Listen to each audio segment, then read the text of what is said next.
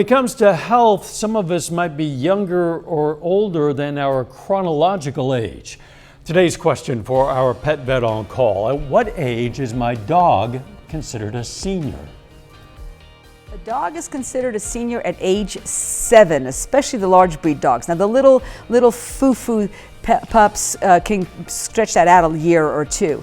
Now the relevance of that is that it's just like us in our senior years, things start to change, issues start to happen. And this is the time for screen testing because we want to catch things early.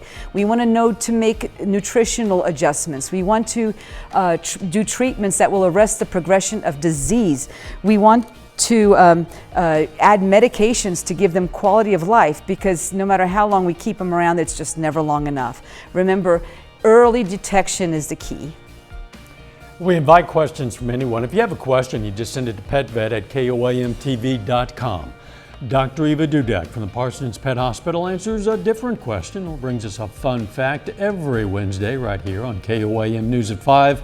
You can also find answers to previous questions on our website. For our picks of the litter for the week, we've chosen a couple of senior dogs looking for families. Buddy is a 7 to 8-year-old male husky mix at the Joplin Humane Society. The society says he's loose and wiggly and likes to sit by his person for snuggles. And from the Southeast Kansas Humane Society, we've chosen Betty, a female Greyhound Labrador Retriever mix.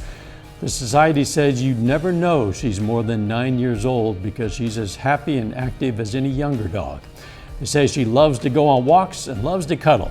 If you're looking for a pet of any age, from senior to puppy or kitten, why not check out your local Humane Society? They always have a lot of great animals to choose from. They really do.